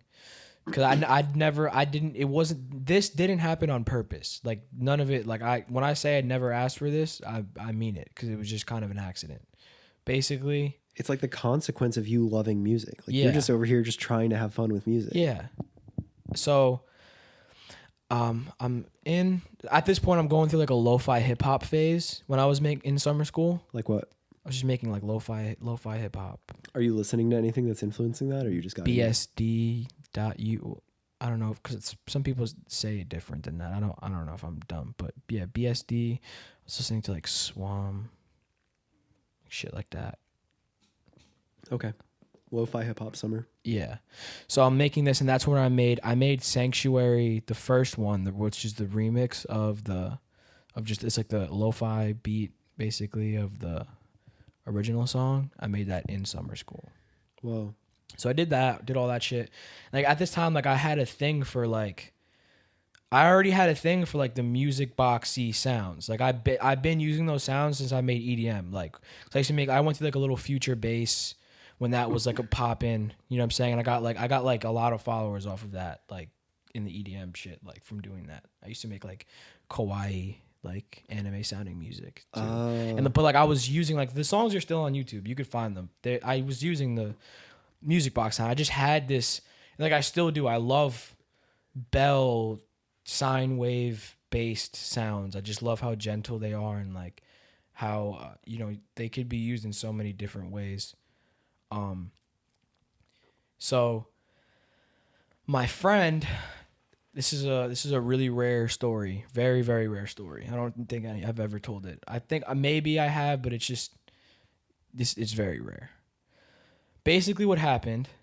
My friend Kaizen, who I made a song called Bloom with, it's also still up there it's still on Spotify and all that shit too.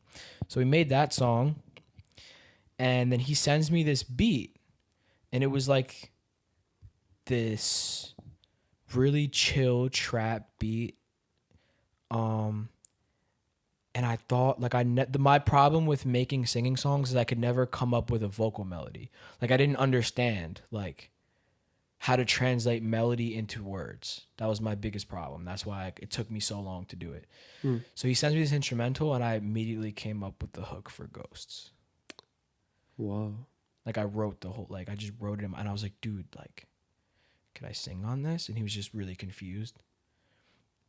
But he was like, yo, yeah, like do it. And then I recorded it on my iPhone 4. Whoa. Yeah, all that rap music I recorded on an iPhone. Incredible. Yeah, so shouts to Steve Jobs. Shout out Steve Jobs one time. I don't fuck with the child slave thing. Fair. But shouts for the technology is incredible. Yeah. Okay, wait. I had a question there though. So what clicked like when you heard that song? It was just because it had he wasn't using the music box sounds, but it had like a really Kingdom Hearts to me. Like that probably wasn't his intention, but it's just like to me it gave me this like it was really gentle and soft and comforting, and you know what I'm saying? And like I don't know, something just clicked. Like I just na na na na na na na, you know what I'm saying? And I was like, yo. So I wrote the hook. I recorded the hook. And I sent it to him, and he was like, dude, what the fuck? Like, this is sick or whatever. And then I did like the other part of it, like the first, like I guess like the first half, and like sent it back or whatever. And I also worked on the beat. Like he sent me like the project file, like I redid the beat basically entirely. And then he wanted to use the instrumental for like an EP or something. So he was like, bro, like I'm sorry, like, you know, like I'm using this for something else. And I was like, all right, you know, obviously like it wasn't my thing. So, but I was bummed. So that song is basically just in the void for about 2 weeks, and this is like August. Whoa. Of like before I'm going into senior year. Okay. So I remember literally like 4 days before school, I was just like, dude, I have this acapella basically, and like I'm not just gonna like let it sit here. Like I'm gonna do something about it. So I made the instrumental for Ghosts, and I pulled up that fucking music box sound font, or I think it was a Contact thing. I don't remember. Yeah. But pulled it up, made the chords, made the beat, basically slapped it on. Like I slapped the acapella on, and then I finished the song, and then it was done. And wow. that was the beginning of the shinigami that you know. Damn. I love that. Yeah. That progression, like, it makes so much sense to me now. And I also, like, at least to me, like, there's this side of it where it's just like so fucking genuine. Like, it's like, it literally is just you. It's just a kid that loves music. It's just a kid that's listening to music being like, this is cool. I gotta try to. That's I gotta why, figure this you know, out. like, yeah, that's all it is. And like, that's why, like, I hate the mentality now of people just being like, oh, well, this sounds like this and da da da da, and this person's bro, everything sounds like everything. We all listen to music. Well, Like, you're not, like, nobody's special. You know what I'm saying? Like, and dude, like, I'm just a product of what I listen to. that's exactly it. And to take it that step further, it's like, I don't know where that shift happened. I don't know if it's been happening forever and we're just more aware of it, but like, the fact that like you admired this music, it was such an influence on you that anytime you heard a new genre, anytime you had a new piece that you got that excited, you were just like, yo, I need to do this myself. I need to figure this out. It wasn't you trying to ride a wave or get following or hype. You're just like, this is cool. This is exciting. I want to understand it. I just like new things. I get bored easily. Yeah. So it's like I would find it if like I'm already making music. So it's just like, especially like, just getting into like the rap side of things was like a particularly big leap, like because I'd been making EDM for like 3 years, and like that's all I knew. Yeah. And it's like then making that transition was definitely like hard. Yeah. You know what I mean? I got a lot of hate for that, for switching up. Wow. Really? Even in like that early days? Yeah, even early on. Yeah, even early on, I got shit on. So people literally just shitting on a kid that's like having fun with music. yeah, like these are like probably 20 something year olds. They're just like, this little fucking asshole. I'm going to get mad at He thinks he could go from making dubstep to this stupid underground rap. I miss when it was just called underground rap and not SoundCloud rap. That's what I remember it being. There was no SoundCloud rap. It was underground rap music. Wow. Yeah, it's such, I don't remember. I don't know exactly when that changed, but Way back when. yeah, it had to be a couple years ago at least now at this point. Okay, so I have to bring it back to this one point because I remember we were together in your hometown and you said something to me that blew my fucking mind. You uploaded Luna, that EP, in your public library. It's not an EP, it's an LP. LP, I'm sorry. Yeah, That's a party foul. I did. You uploaded that in your public library. Yes. And is that because my internet was broken and my laptop was broken and it would not connect to the internet at all, not even with an Ethernet cable. Yeah, so did you like bring it on like a flash drive? Yes. Oh my God. I brought Luna on a flash drive and I put everything, and then I put it through TuneCore also. Damn. Oh wait, no. Yeah. No, I put it through TuneCore actually, like I think a month before. Wow. Yeah. Wow. But I uploaded it to SoundCloud like when it dropped and all that shit. Like, yeah. And what was the gap between Ghost and... So Ghosts dropped September. Mm-hmm. Luna dropped March, I think. Okay, so a couple months. And is that... Okay, so wait, Ghost dropped September, and then did I meet you for the first time Emo Night Day that November? Like 2 months That was after? a year before. Okay, that's a year. A year is gone. Yeah. Okay. Got it. Okay. So then... Yeah, okay, so you were just in that lane. You were making that music. You were... And like that was my version of it was like I didn't want to do guitar beats. Oh. Like that was like I was strongly against. So that was like almost like you're like what made you unique out the gate or whatever. Like that was kind of the piece of this artist project that was different. Yeah. And then motherfucker stole the swag. I'm really sorry about that. It's all right. R.I.P. So then, because I'm so curious because I have another piece in my head that I'm trying to put together.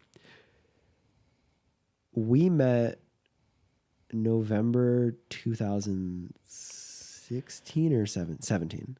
Mm-hmm. 17. At Emo Night Day. Mm-hmm. I didn't realize it at the time. I was excited. I was just coming to see the Family Pet Boys. I didn't know too much else of what was... I knew a couple other artists. I was paying a lot of attention, but I didn't know people personally at all. And then I show up at that Airbnb and like all of our core friends now were there at the time. Mm-hmm. And at least for me, again, like kind of being new to all of that scene and all of those friendships felt like I was like, damn, like this is kind of special. Like these kids are like real homies to each other. At this point, like where did you see yourself in that? Like, did it become more real to you that it was more than just making music at home for fun, and that like there was like the possibility that you could be your own artist and like I'm just gonna be completely honest. I just never saw it as that ever. I Damn. really never did. I really never like had that thought of like, well, I want to be an artist or like I want this to be my job. Like, never. I never until like I graduated high school and I had no other option. Damn. Okay, yeah. So take Like I knew me- I wanted to do it, but like it was not my intention was not like I want to make money off of music. Right. Ever. You were just like, I like making music. Yeah, I just want to do this Yeah. and nothing else.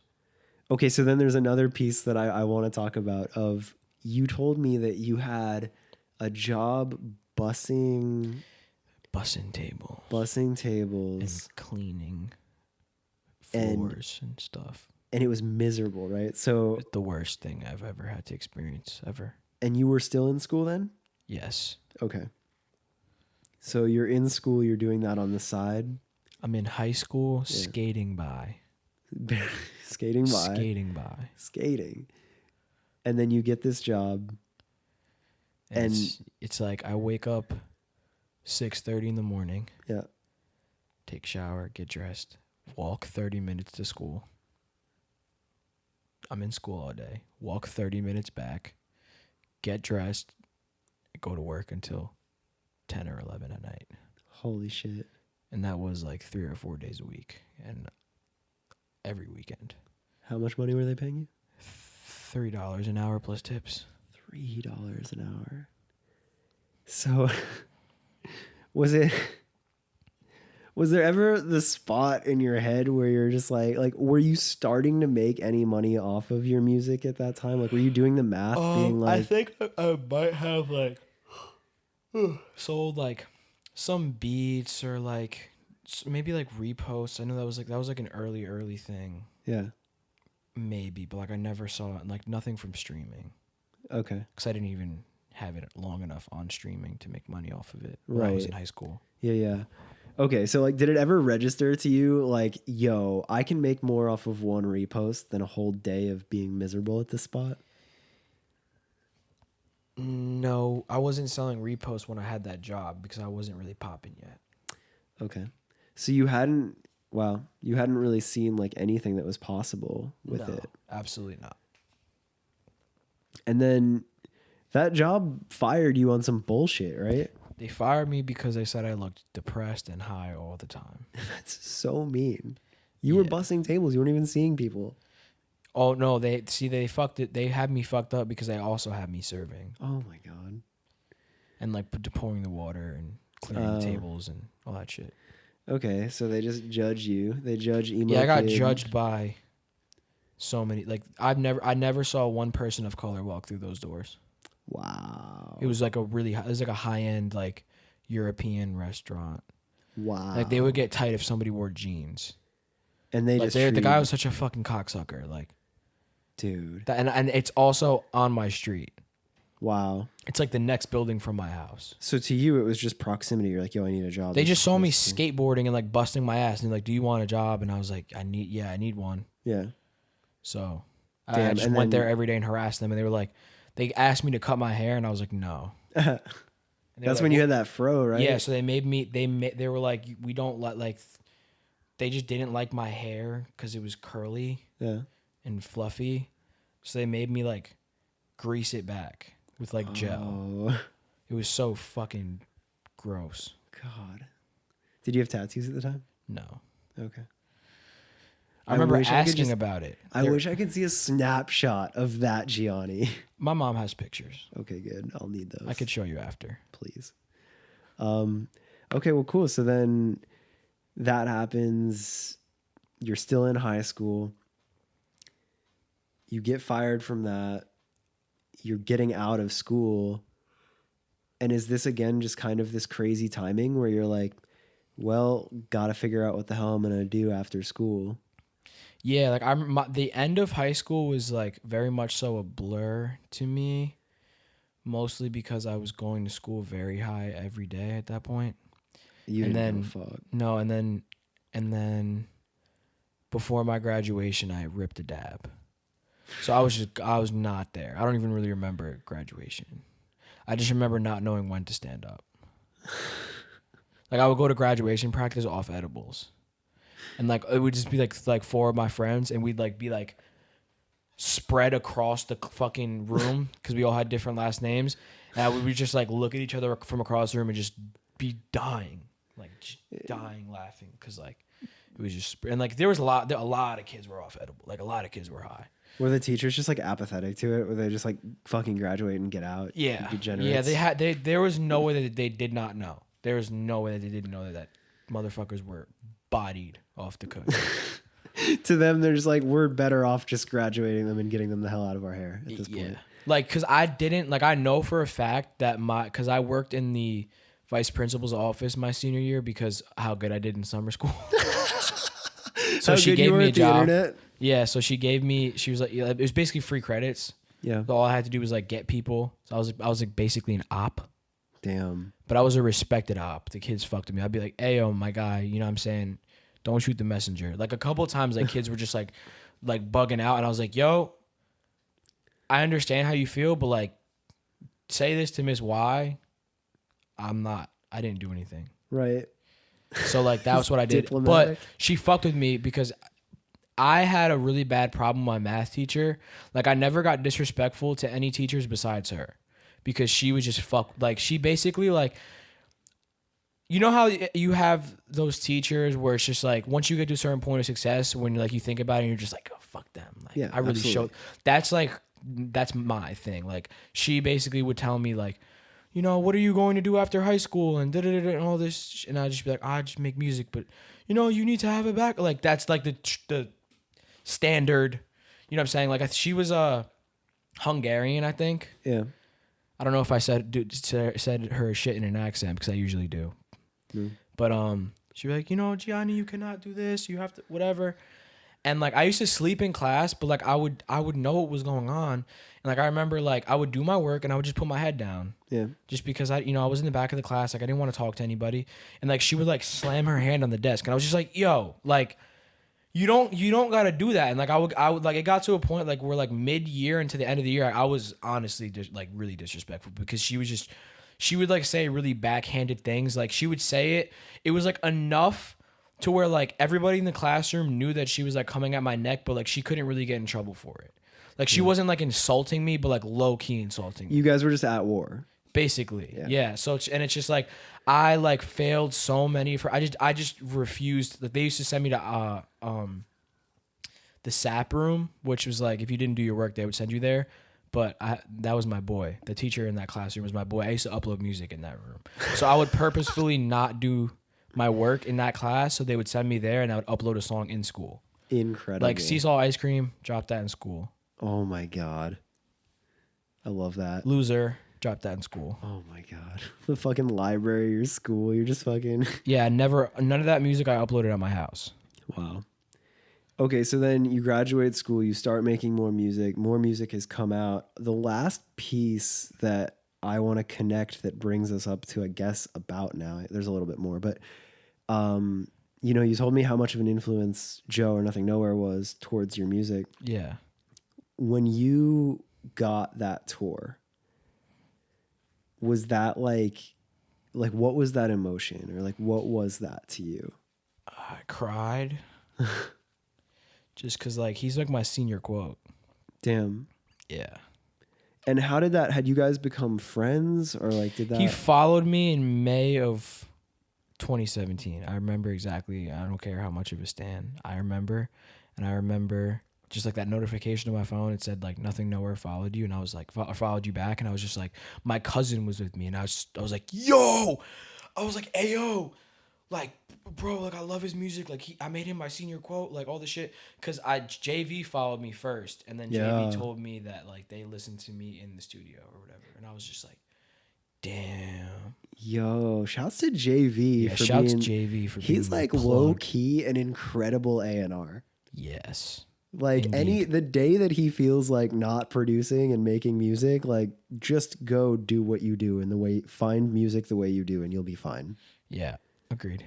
That's crazy. Okay, so yeah, so they find you. He follows you May 2017. That tour happens when? March of 2018. Okay, so there was a time. There was a gap there. Yeah. So had you guys like become friends, talked, or like kind of just We like would the like internet DM. respect? Yeah, we would like DM like sometimes like I didn't like talk to him like super heavily, but Yeah. Just online friends. yeah, Every now and then replying to shit, whatever. yeah. Damn. And then okay, so then March 2018, and that's your first tour. Yep. And that's another crazy one because I remember talking to you before that. Yeah. And you're just like, bro, what do I do here? Yeah, I was freaking out. I think there was a situation with a girl, I think. Oh. Remember? I called you in distress. Yeah. Yeah. And that's when like we became like pretty That's kind of like close. when we're like, yo, I fuck with you. Yeah, cuz I was just like I don't know what the fuck is going on. Yeah. And I think I just like lit up. I was just like, I just did my spiel about the magic of tour. I was like, listen, man, there's a lot that I can't explain and there's a lot that you won't know, but you just got to get out there and look out the window of a van and it'll be all right. And you were right. I was right. Shit's special. Indeed. And that was a cool tour. I remember I came and saw you in LA and that was the end of it, right? Yeah. Was there anything like, was there any piece of that tour? Was there any like personal or artists or like level ups or like moments that you feel like came from that? I think just learning how to interact with the crowd. Like I did there was a couple, issues on the tour with sound and shit, and like that's when I first like I remember like the sound went out and like somebody in the crowd was just like, no, okay, I was in Indiana and I was in Indiana and my set ended and somebody just started singing a Pardon Me from Neck Deep, and then I started singing it and the whole room sang it. Whoa. And then the power went out, or not the power went out, the sound went out at the Anaheim show, and then I did it there. And I also did fucking A Day to Remember. What's that acoustic song? It's escaping my mind. If It Means a Lot to You. Yeah. Yeah, so I did that's like how I learned like how to save those types of situations. Like I had to, You know, it's funny you say that because I feel like I remember you singing Emily in LA. That was in LA, yeah. And that was a crazy one to me because like, though we had known each other, it was my first time seeing you perform. And, going from you getting the confidence to sing on your first song, whatever, like my first thought when I saw that was like, kid's just gonna rip a cappella Emily to this whole crowd. Like no instrument, nothing. Like you're just gonna rip this. And like, to me, that was like a bold move of confidence of just like, all right, cool. I had to do it to him. I had to do it to him. I probably sounded bad. I didn't give a fuck. That didn't even register in my head if it was good or bad. I was just like, that's bold. That's sick that you have that confidence. So then that tour happens and I don't know. I mean, like I was so interested in all these other pieces. Like I feel like from that point on, like the Shinigami story is kind of clear. Like, yeah. Am I missing any parts of it that like lead us up until now?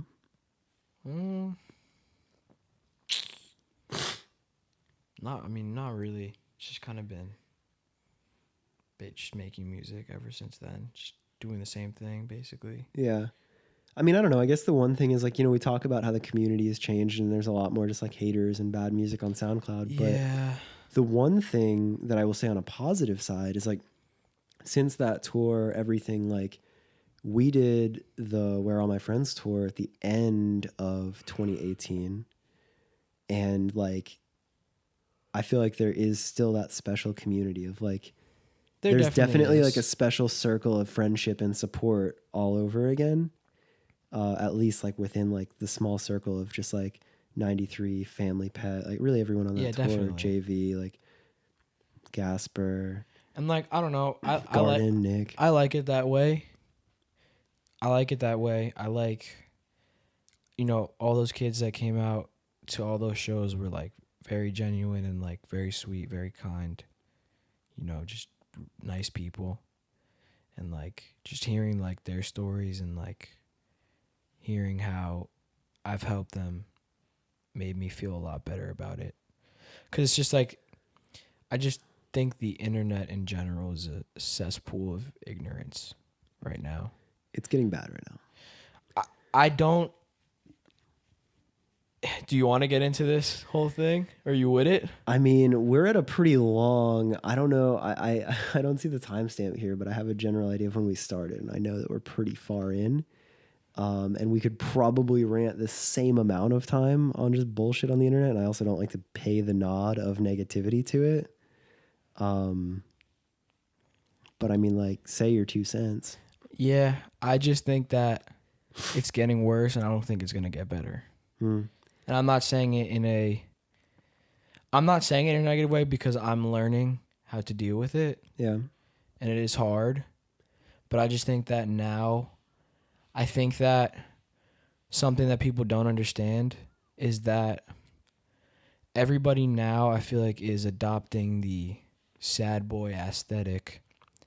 But what I think that people don't understand is like a lot of times it's like that case of like, because like everything is a meme at this point. You know what I'm saying? Anything that gets shared on the internet, it's a meme. So Yeah. it's like people are literally becoming like living memes, and they don't understand that the effect like of putting yourself in that like sad whatever mindset. And like trust me, I know, because there's no such thing as happiness, sad, you know what I'm saying? Well, there is, but there isn't. Just as far as I'm concerned, it's positive emotions and negative emotions. There's positive emotions like joy, gratitude, love, and there's, negative emotions, sadness, anger, hatred. And it's like if you find yourself in the sad boy whatever mindset, you're also probably going to be angry. It kind of goes hand in hand. So it's just like now all these people are kind of putting themselves into this mindset, or they're kind of the reason, like because of the way that everything is, they're kind of justifying their negative thought processes and like behavior. And then in that results people being a lot more hateful.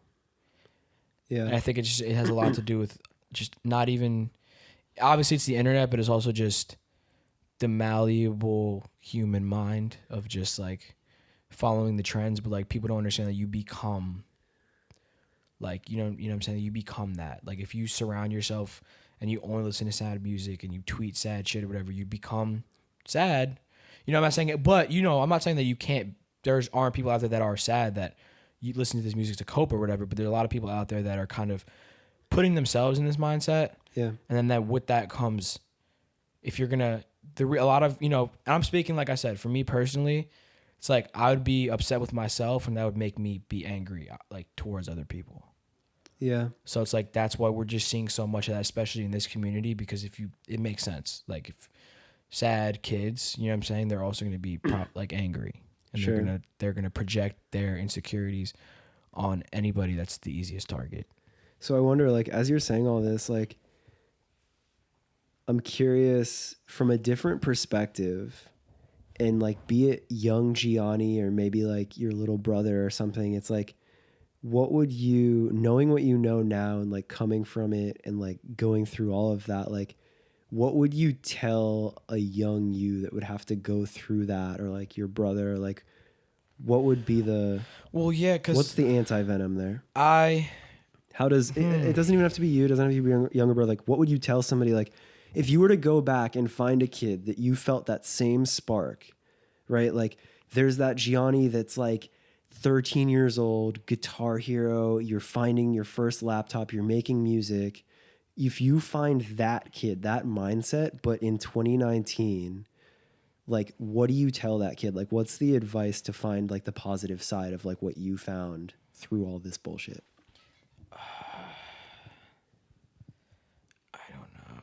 Honestly, probably just it's like I don't even really know, honestly, because I could say whatever, but it's harder. It's easier said than done. It's like hard to actually do it. But I guess I would just say, try to just ignore shit. But it's Yeah. just that's futile, I feel like. I think you kind of just have to learn to look at it and just understand that these people are hurting inside. And that's why they're acting this way.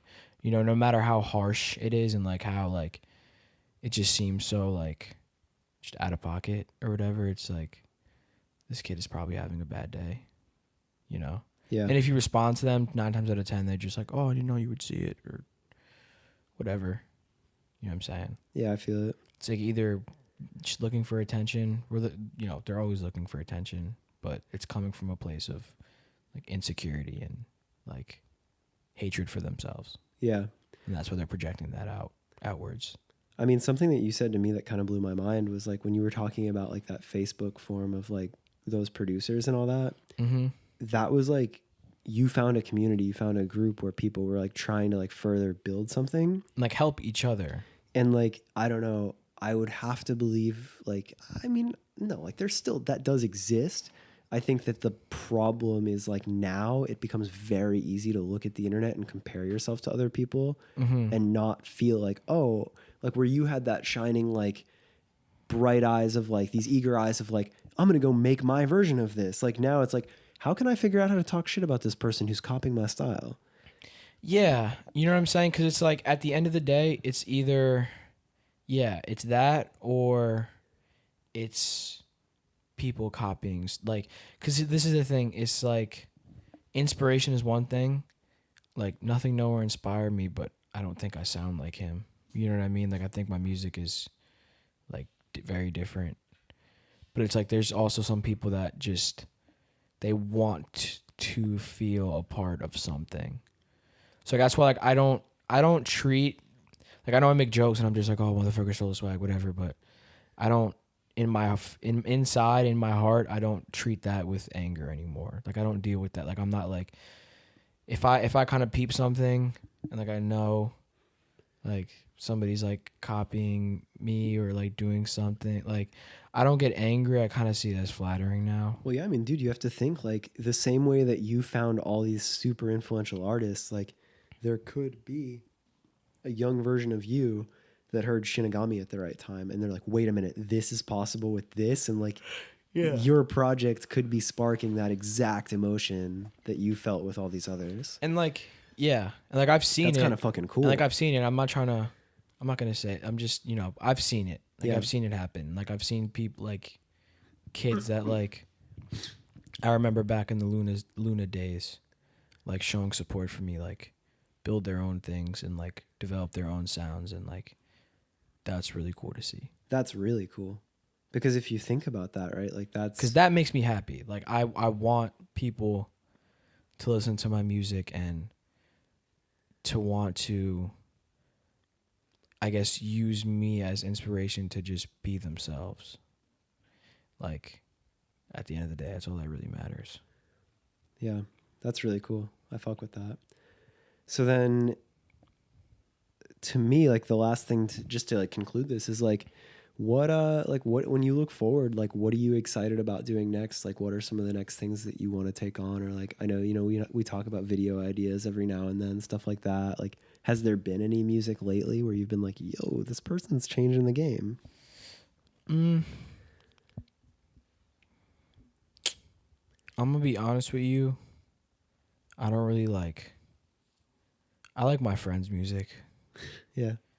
I don't really like keep up with like new stuff that much. I'm just gonna be honest, just because for my own mental health, I kind of try to stay out of the community because it's gotten pretty toxic for me, at least.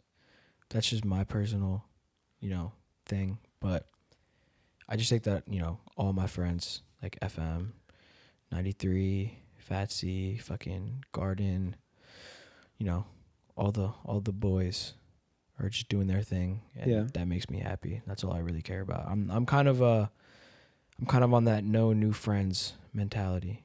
You were saying that to me, and I just panicked so hard that when I was rattling off the tour that we did, I didn't say Fatsy in the list, and I'm just like, holy shit, how could I forget Charlie? I'm the worst friend. Oh my God. No, I feel you, dude. I don't know. I think we go back and forth and banter on this, but like, it's definitely like new challenges every step along the way. Because here you are now, and it's like, it's almost like circumstances forced you to go from being the kid that was just like, here I am having a good time making whatever music, to it's like you're very quickly being thrown into the world of like, here's bills and here's all this business and here's all these people that want to sign you and here's all of this and this and this, where like you're still that same person at heart where you're just like, yeah, I'm just trying to like make some shit that I like. Yeah, it's just like it used to be so pure. Yeah. It used to be so pure. Well, fuck, maybe we can sit down. Hopefully we sit down. I'd love to use this as a time capsule and fucking follow up with this one in a year and laugh about where this was at. Yeah, facts. Hell On yeah. God. Well, fuck, brother. I think we did this. Yes, we did. Thank you for being my first guest. Thank you for having me, Van Lord Xandru. I had a lot of fun. Likewise. Hell yeah. All right. Well, we out this bitch. Skirt. So there you go, Gianni's story. Like I said in the beginning, I had a lot of fun doing this episode with him. I learned so much about him. I really enjoyed the story and just hearing like how genuine of an artist he is and how much he cares just to make shit and create art. I have a lot of respect for that. So I think that says it all. Really hope you liked the episode. If you did, again, please share it on social media, spread the word. That'll be the biggest helpful piece in getting the word out on the podcast and this specific story. So hit me on social media. I am at Andrew_FTW on everything. And Gianni is at Shinigami on Instagram and at I Hate Shinigami on everything else. So let us know what you thought, and I will be back next week with another episode. Later.